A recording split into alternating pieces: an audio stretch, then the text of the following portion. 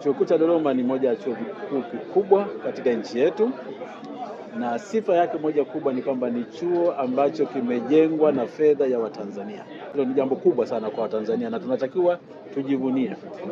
Na kwa wale ambao hawajafika UDOM, na washauri wafike. Wamechelewa kufika mahali ambao walitakiwa wafike. Na chuo chetu kina programu nyingi sana za kila aina, za sayansi, za teknolojia, za sanaa mbalimbali.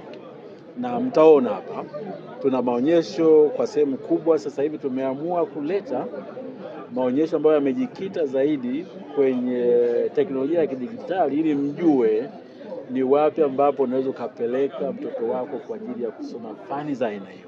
Lakini katika mashindano haya sisi tumeshiriki kwa sababu tunatoa elimu ya juu kwa ufanisi mkubwa. Tunatoa vijana wenye ujuzi na wabunifu. Mwaka huu kulikuwa na mashindano ya kutafuta vyuo ambavyo vinaweza kuwaunganisha wengine ndani ya nchi husika kuhusu namna ya matumizi mazuri ya akili unde. Na sisi chuo kikuu cha Dodoma kwa Tanzania ndio chuo ambacho kimechaguliwa kufanya hiyo kazi. Kwetu ni heshima kubwa. Ni heshima kubwa kwamba kazi yetu tunayoifanya kwenye mambo ya teknolojia ya habari na teknolojia za kidijitali sisi tuko vizuri, lakini sio pekee yetu, na vyuo vingine. Kwa hiyo lengo ni kuiona Tanzania inatumia teknolojia za kidijitali kwa ajili ya kuleta maendeleo, kwa ajili ya kuleta maendeleo, kuhamasisha vijana wetu kuendelea kuwa wabunifu na waone namna ambavyo teknolojia za kidijitali zinaweza zikawavusha kutoka kuwa wanafunzi na wabunifu baadaye kuwa ni wafanyabiashara wakubwa. Tunachofanya ni kuendelea kuwahamasisha vijana wetu kwamba mfanye vizuri katika maeneo haya kwa sababu yatawatoa, na mwitikio wa vijana wetu ni mkubwa sana. Lakini pia kuna wanasayansi wazuri.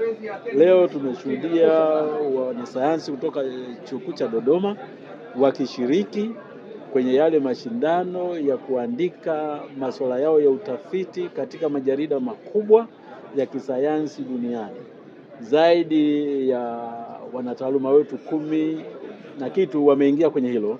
Na maana yake ni nini? Maana yake ni kwamba sayansi tunayoifanya nchini Tanzania na katika Chuo Kikuu cha Dodoma na vyuo vingine vya Tanzania haina tofauti kwa ubora na sayansi inayofanywa Uingereza, Cambridge au Oxford, na sayansi inayofanywa Harvard au Stanford na sehemu zingine.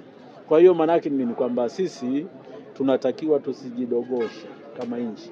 Wanasayansi wetu wanafanya vizuri, tunatakiwa tuwe na ujasiri wa kusema kazi tunayoifanya inashindana kimataifa, na kwa hiyo tuendelee kuwahimiza wanasayansi wetu. Kwa wanataaluma kutoka nchi zetu hizi zinazoendelea, mpaka jarida lako au andiko lako likakubalika kwenye majarida makubwa, huwa ile level ya uchunguzi au scrutiny ni kubwa sana. Ukiona tumefikia kiwango hicho, ujue tumechujwa vibaya sana. Kwa hiyo mimi nawapongeza wanasayansi wote wa Tanzania ambayo leo wametambuliwa, maana yake wanafanya kazi nzuri.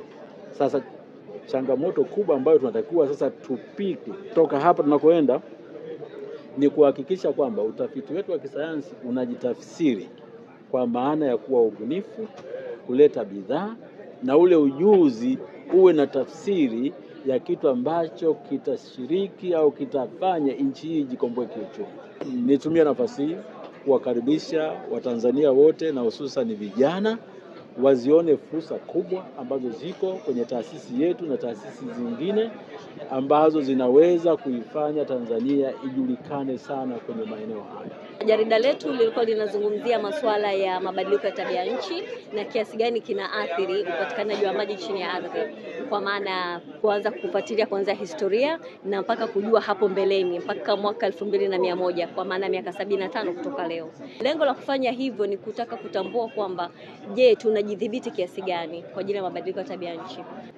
na tumeshaanza kuona athari zake, mvua zimeanza kupungua, lakini swali linabaki, je, ni kwa kiwango gani hizi mvua zinazopungua na hili joto linaloongezeka linaathiri upatikanaji wa maji upatikanaji wa maji chini ya ardhi?